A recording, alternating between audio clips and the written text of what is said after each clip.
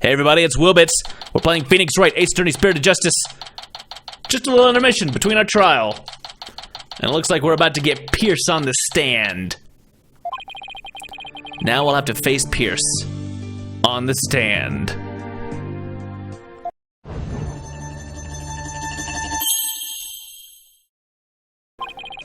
I'm not sure if I should be surprised or not.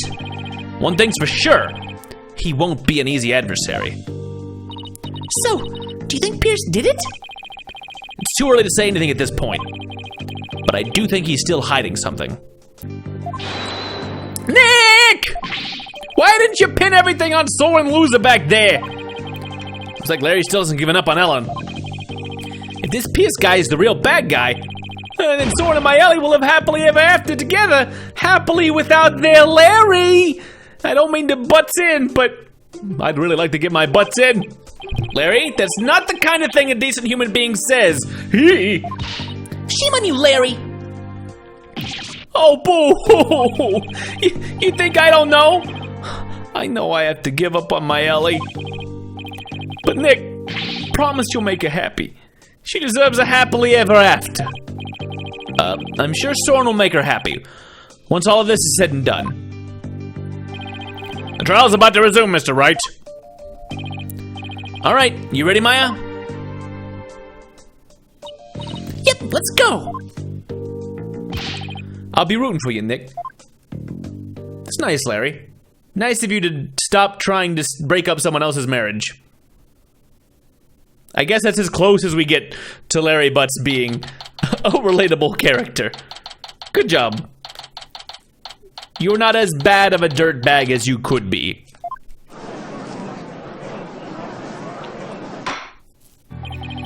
This court is now back in session. Witness, please take the stand.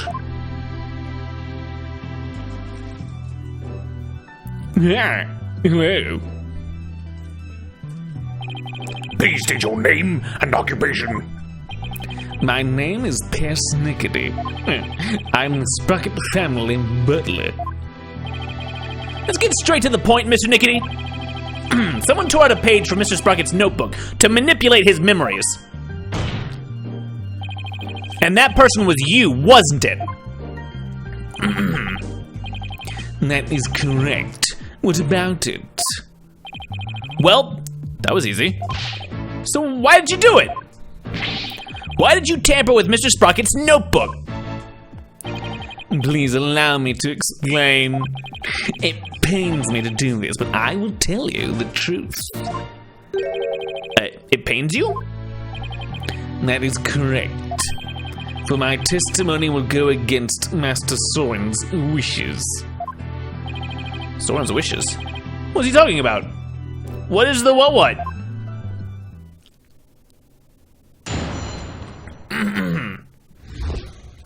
I already suspect lies. Tell me about your lies. Why you tore out the page? I rushed to the Vista deck, but the crime had already been committed. I saw Miss Ellen and Bloomsbury collapsed and Master Soren writing in his notebook. Master Soren said to me, I'll take the blame for the murder, so please take care of Ellen. But I went against his order. I tore the page out of his notebook and hid the body.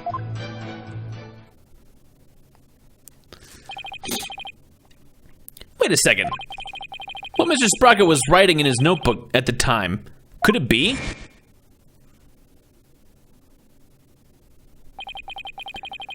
It was meant to be a confession, an admission he'd killed Bloomsbury himself.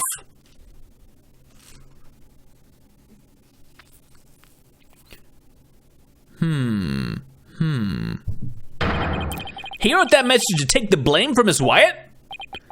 That is correct. Master Soren did hit Bloomsbury with the timekeeper to save Miss Ellen. Then Mr. Sprocket was the culprit after all! However, that blow did not kill Bloomsbury. That makes sense. Mr. Sprocket's injury wouldn't allow him to put much force into it. Enraged, Bloomsbury tried to attack Master Soren, who was already seriously wounded. But just in the nick of time, Miss Ellen hit Bloomsbury from behind and finished him off, it would seem.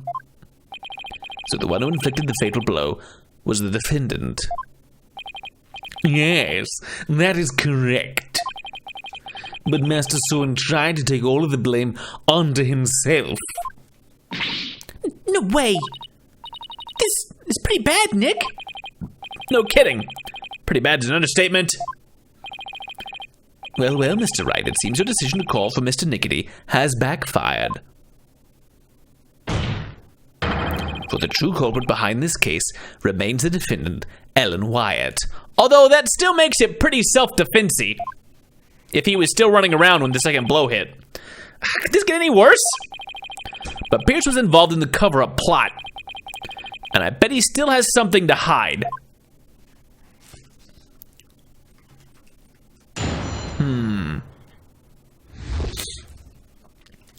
Why I tore out the page. I rushed to the Vista deck, but the crime had already been committed. Hold it. Wait a minute.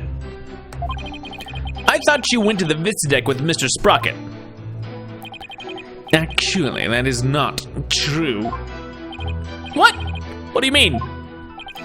I found this out afterward, but Master Sword went to the Vista deck alone. He went out the escape hatch in the reception hall and went along the outside wall. Aha! I was right? What?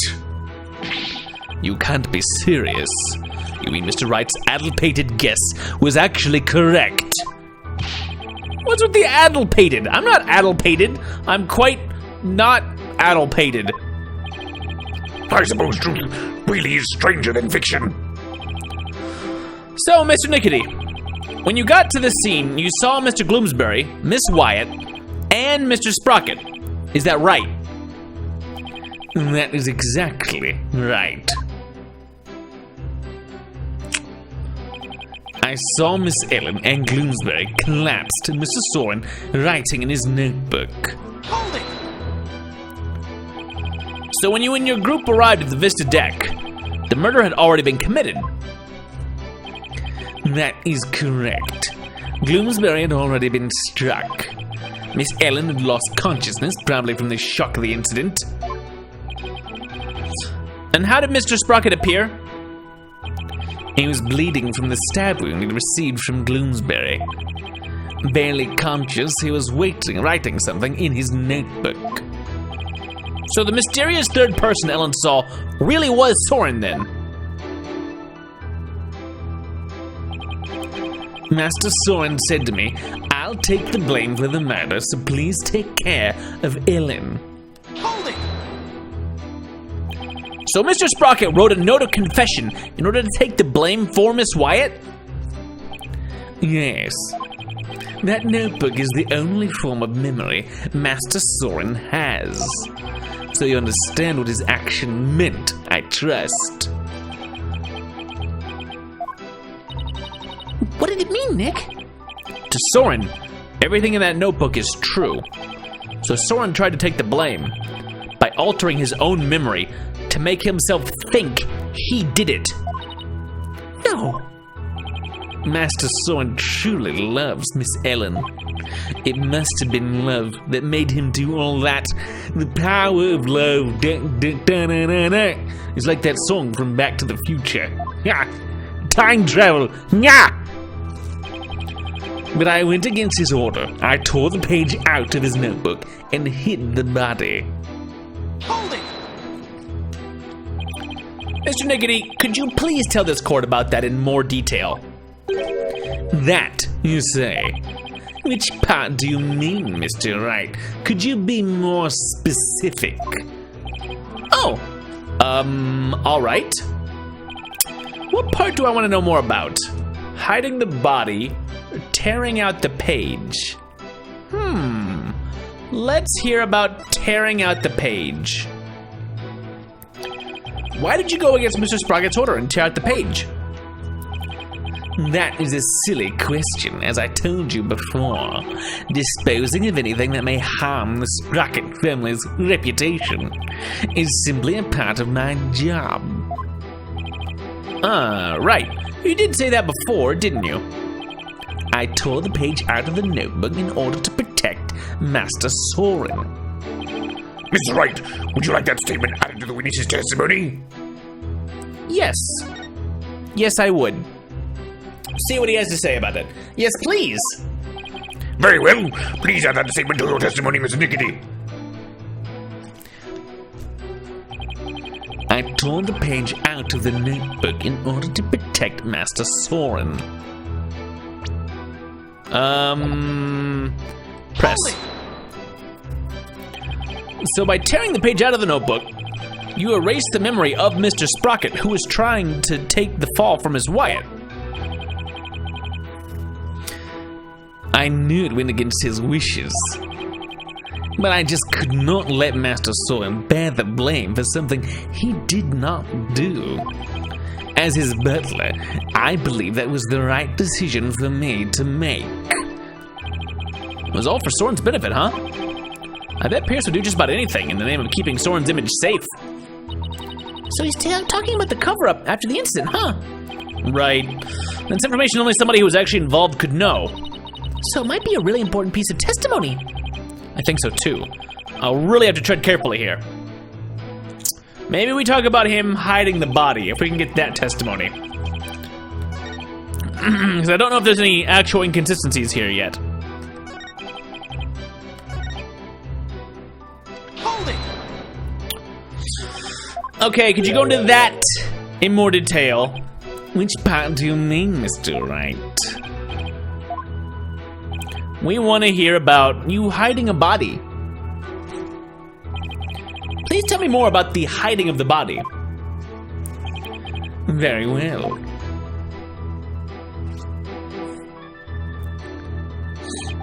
After saying he would take the blame, Master Soren passed out.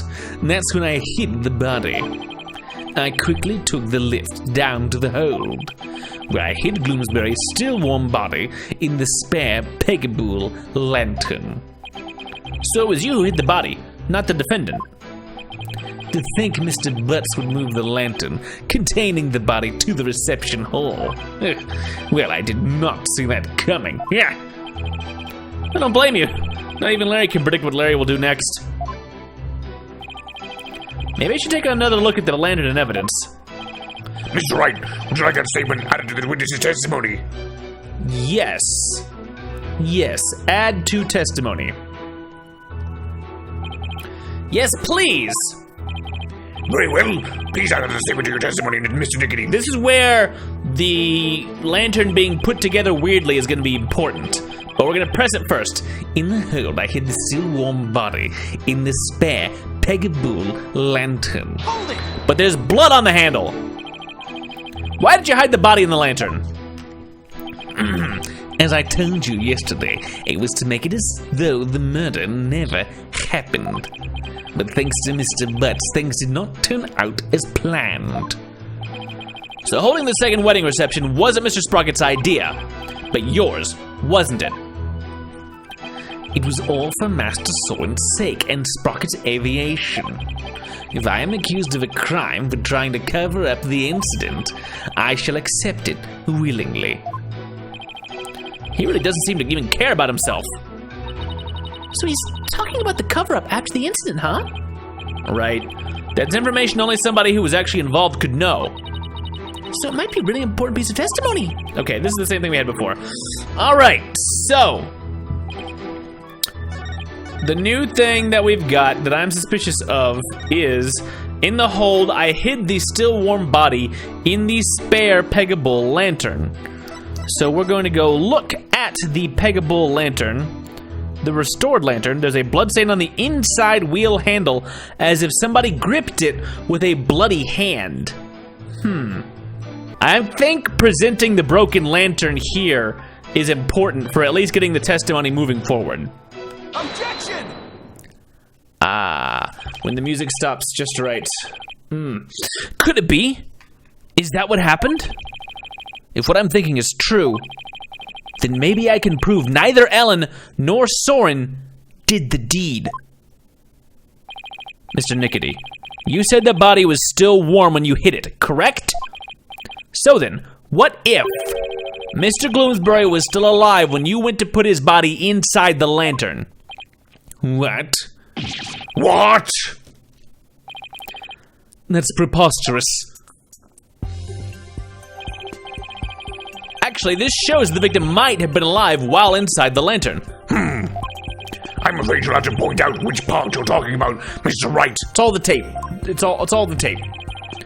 This part here shows the victim might have still been alive inside the lantern, trying desperately to get out, but his hand was so bloody he just kept going, whoops, whoops, whoops, whoops. As you can see, the back end of the lantern is a door, and there's blood here on the wheel handle. That blood stain must have gotten there when the witness put the body inside the lantern. It in no way shows that the victim drew his last breath while he was within the lantern. I disagree, Mr. Edgeworth, for you see, in putting this lantern back together, the police inadvertently placed the inside handle on the outside, and vice versa. In other words, the wheel handles got swapped. Oh my, so they got swapped? Yeah, they got swapped. What? But that's ridiculous.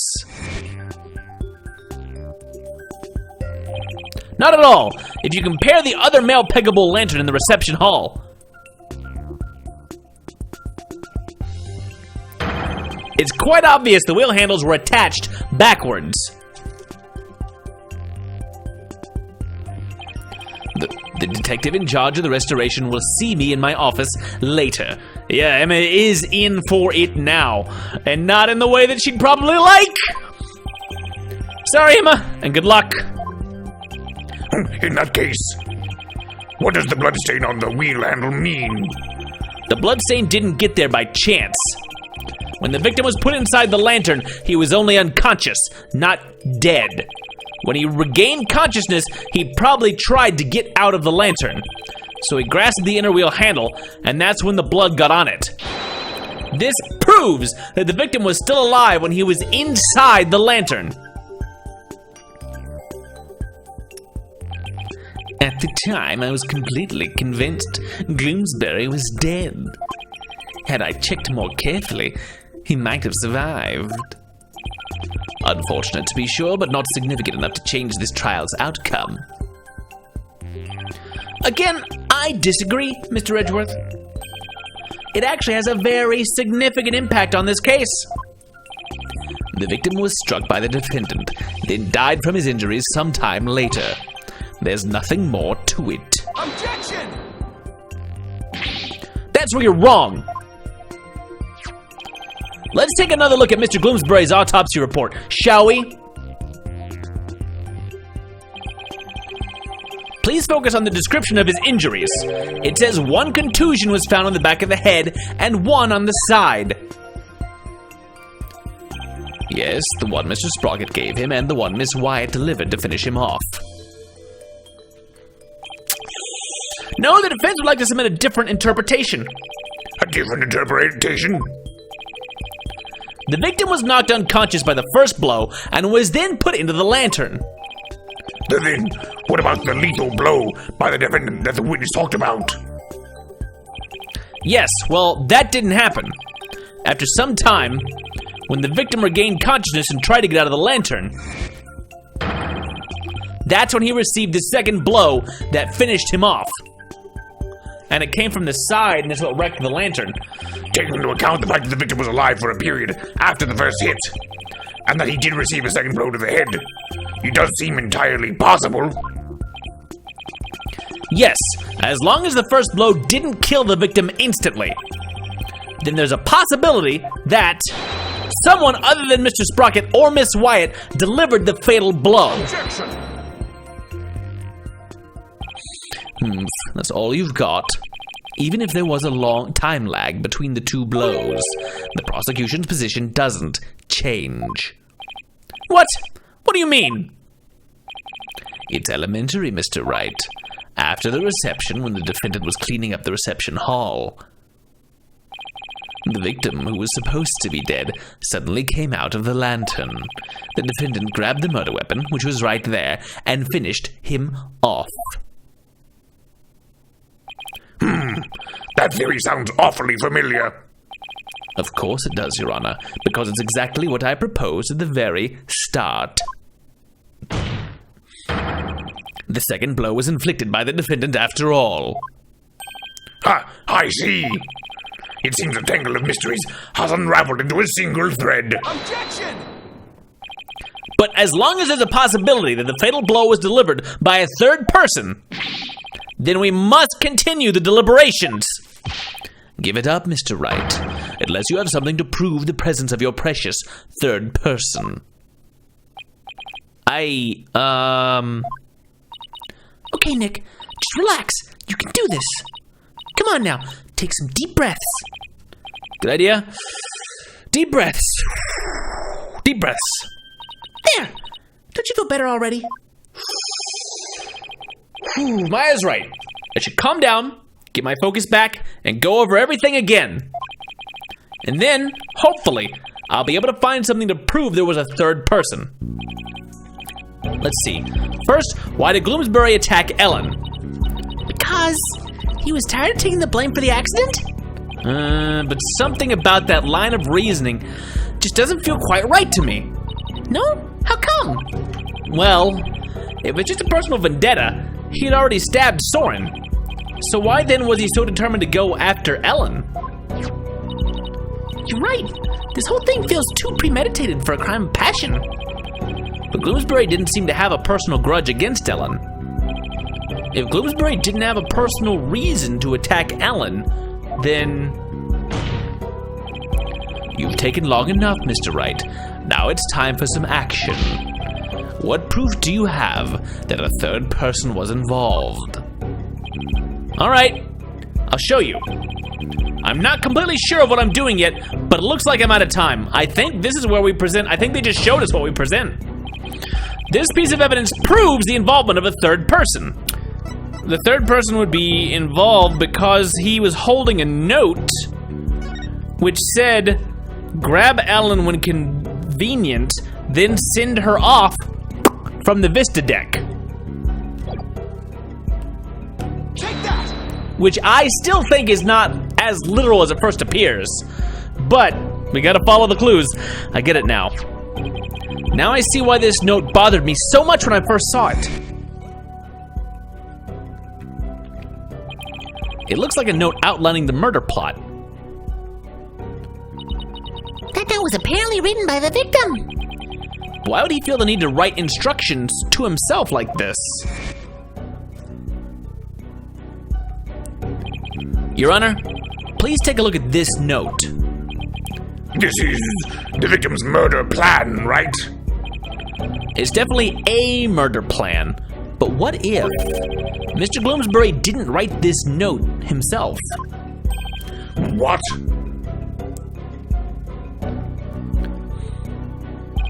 This is how you intend to conjure up your mysterious third party, Mr. Wright. Can you even prove that that note wasn't written by the victim? Yes, because he's left-handed! Yes, I can. Very well then. Please present your evidence, Mr. Wright. This evidence proves the victim didn't write the note because it is smudged with his right hand. Very specifically, they took their time to point that out. And then when he attacked with the candelabra, he lunged with his left hand. This is the weapon Mr. Gloomsbury used to stab Mr. Sprocket. I was wondering what you'd pull out this time. Dare I ask what that could possibly have to do with the note? Mr. Gloomsbury's prints were found on this candelabra, and the prints were from his left hand. So, that makes the victim left-handed, correct? Exactly, Your Honor. The police looked into it too, and confirmed as much. Now take a look at the smudged writing in this note. Notice how the smudging only starts from the middle of each preceding line. Had this been written by a lefty, the writing would be smudged from the far left end, going all the way across. This means that whoever wrote this note was definitely right-handed. In other words, somebody other than the victim wrote this note. What? But if someone other than Mr. Bloomsbury wrote it, then what does this note mean? Mr. Bloomsbury followed this note to the letter when he attacked Miss Wyatt. So clearly this note isn't a murder plan written by Mr. Bloomsbury, but rather, these are instructions to kill Miss Wyatt issued by somebody else. Objection! If it wasn't the victim who wrote these so-called instructions, then who wrote it? Most of the people involved are right-handed, you know. Is correct. The majority of the family and their employees who are on the airship are indeed right-handed. I must say that is a very rough and slipshod conjecture you proposed. Ugh. I admit, I haven't figured out who wrote it just yet, although it was probably you. Leave it to Mr. Edgeworth to go for the jugular. This culprit who ordered Bloomsbury to attack Ellen, what could their motive have been? It doesn't seem very likely Ellen did anything to incur anybody's wrath, right? Right. It's not too likely anyway. In that case, it has to be about Soren. If somebody were to hold a grudge against Soren, what would it be about? That accident, I'd guess. I can understand if Bloomsbury felt resentful about having to take the blame. But the one who lost the most of that accident was Soren's sister. She lost her life after all. So maybe someone who was really attached to Soren's sister. Maybe like someone who was maybe Soren's sister's fiancé? Soren suffered too, of course. He was crushed by losing somebody so precious to him. Somebody precious, huh? Soren's sister. Wait, there's one more person. There's someone else who must hold a grudge against Soren. Did you figure something out? I think so. I think that somebody else used Bloomsbury to try and get revenge against Soren. Did you say somebody tried to get revenge against Mr. Sprocket, Mr. Wright? The person who manipulated and used Mr. Bloomsbury was Selena's fiancé. Not the father, not a family elder. The person we've actually heard about.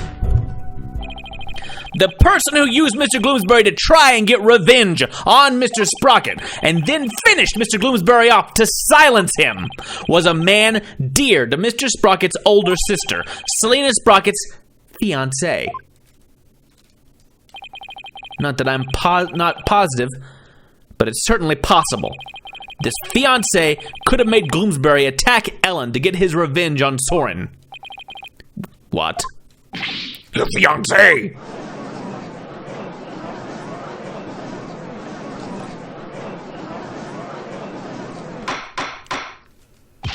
Order in the court! Order, I say! Yes, it does seem quite believable that Miss Selena Sprocket's fiancé would bear a grudge against Mr. Sprocket for his role in the accident. Exactly, Your Honor. Maybe her fiancé was trying to murder Miss Wyatt in order to make Mr. Sprocket experience the same pain he had felt. Objection! Miss Sprocket's fiancé was a surgeon, if memory serves, but the only people who attended the reception were family and staff members. That may be, but then that just means that Mrs. Sprocket's fiancé must have been among those who attended. What? Really? Of course. Otherwise, how could he have killed Bloomsbury? Oh, I see what you're doing. This is just another giant bluff, isn't it? No, Maya, it's not a bluff. I know what I'm doing, kind of. All right, I'll bite. Who exactly do you claim this fiancé to be? Yes, I would like to know as well. It sounds very interesting. Are you sure you're gonna be okay, Nick? Maybe? When it comes to suspicious people, there's only one person on my list. And that's the really weird Mr. Hat. Why are you hanging out with my daughter so much? I need to find something that connects him to Selena. This will help us identify Miss Sprocket's fiancé. So, what do we have that's actually there? Let's see.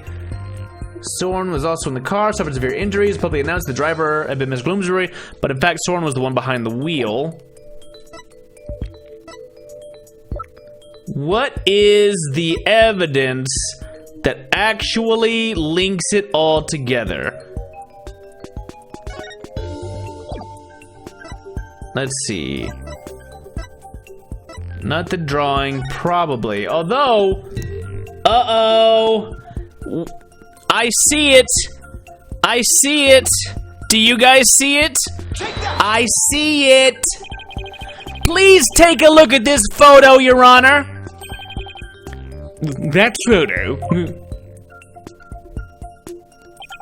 Notice, Miss Sprockets, a pocket watch? Haven't we seen a very similar pocket watch somewhere else before? Maybe right here in this courtroom. Yes, now that you mention it, I do feel as if I've seen it somewhere before.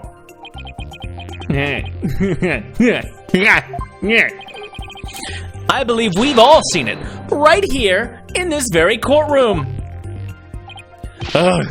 Impossible. That's right, the pocket watch in this photo.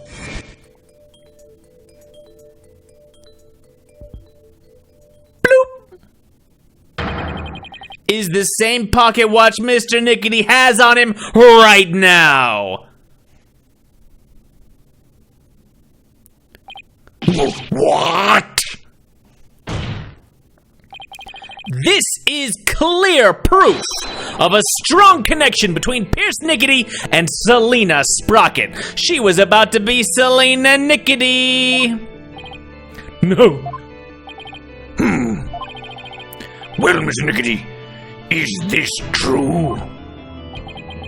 We're gonna break it down? Gonna break it down now?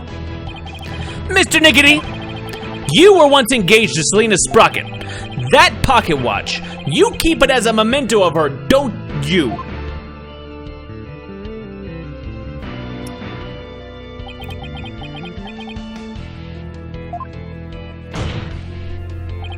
Mr. Nickety, you plan to rob Mr. Sprocket of his loved one to make him feel the same pain as you.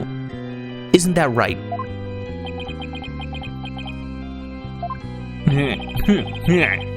But Mr. Sprocket managed to fight back and knocked Mr. Gloomsbury unconscious. You thought Mr. Gloomsbury was dead and hid his body in the lantern. But then you noticed Mr. Gloomsbury regained consciousness.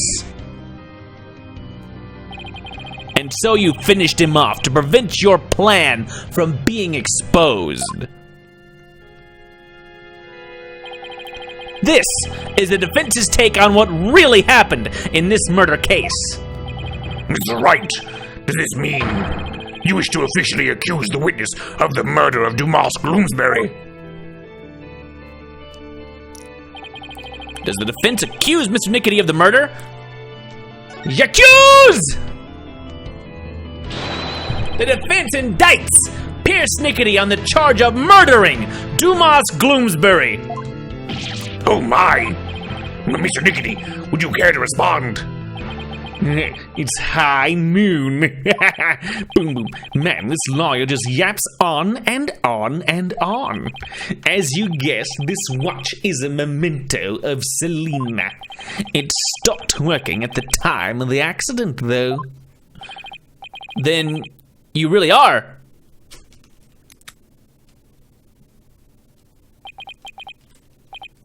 Yes, I was Selena's fiancé, and not just her fiancé, but the surgeon beside her deathbed. Objection! Mr. Nickety, why didn't you tell me any of this before? Or, I guess, Dr. Nickety. Shut it, you useless prosecutor. I thought you could be of use, but apparently this case was too much for you. What did you say? If your office hadn't stuck its nose all up in this, I could have swept it under the rug. Not only did you interfere with the case, but you even let me fall under suspicion. That's because you kept trying to cover things up on the sly. Ugh. But covering things up wasn't your only involvement. The only person who had a motive to use the victim to try and kill Miss Wyatt was you! Oh! It's a bit of a... You broke my robot friend. Uh-oh! Now look what you've done. I've lost my cuffs. Malignant tumors. There are malignant tumors in this courtroom. Lesions oozing with false charges. Who's handing him? Who's doing the tumors are one idiotic liar and one useless prosecutor. Yeah. After the truth is revealed, I have the both of you incised from the legal world. Yeah.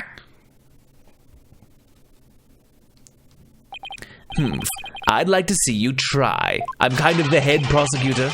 With the power of the Sprocket family, it'd be a cinch. Oh, exterminate! Exterminate! I will now begin the operation! Nyah! Nyah!